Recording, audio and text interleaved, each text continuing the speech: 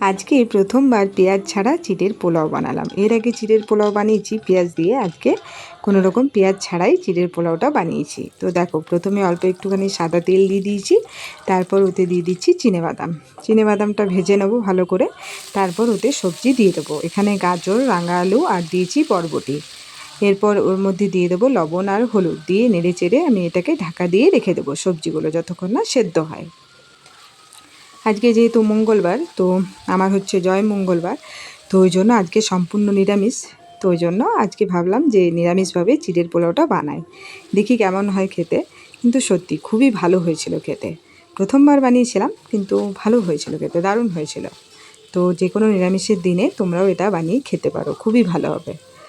তো দেখো, লঙ্কাটা দিতে ভুলে গেছিলাম, ওই জন্য ঢাকাটা খুলে লঙ্কাটা দিয়ে আবারও নেড়ে চেড়ে ঢাকা দিয়ে রেখে দিয়েছি। এরপর যতক্ষণ না সেদ্ধ হয় আর কি, ততক্ষণ পর্যন্ত ঢাকা দিয়ে রেখে দেবো। মোটামুটি 2 থেকে 3 মিনিট পর ঢাকা খুলে দেখো সেদ্ধ হয়ে এসছে। এরপর ওতে দিয়ে দিচ্ছি কারি পাতা, আর চিড়েটা দেখো জল দিয়ে ভালো করে ধুয়ে পরিষ্কার করে আমি চিড়েটা দিয়ে দিচ্ছি। বেশিরভাগ মঙ্গলবারই আর কি আমি ডালিয়াটাই খাই, তো আজকে ভাবলাম একটু অন্যরকম কিছু বানিয়ে খাই, ওই জন্য এটা বানিয়ে নিলাম। এরপর এতে দিয়ে দিচ্ছি সামান্য একটুখানি আদা, আর দেবো চিনি, আর সামান্য একটুখানি লবণ। আগে যেহেতু লবণ দিয়েছিলাম ওই জন্য আরও সামান্য একটুখানি দিয়ে নেড়ে চেড়ে ব্যাস নামিয়ে নেব। আমাদের চিড়ের পোলাও একদম তৈরি, খুবই ভালো হয় খেতে এটা।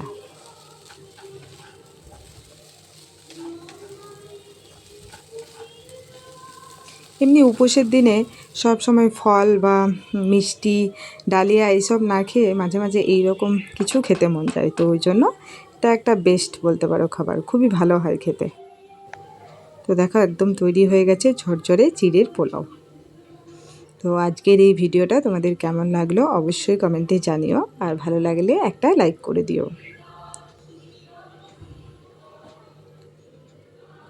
আর হ্যাঁ, ফলো বা সাবস্ক্রাইব করতে একদমই ভুলবে না। তো চলো আজকের মতো আসি, টাটা।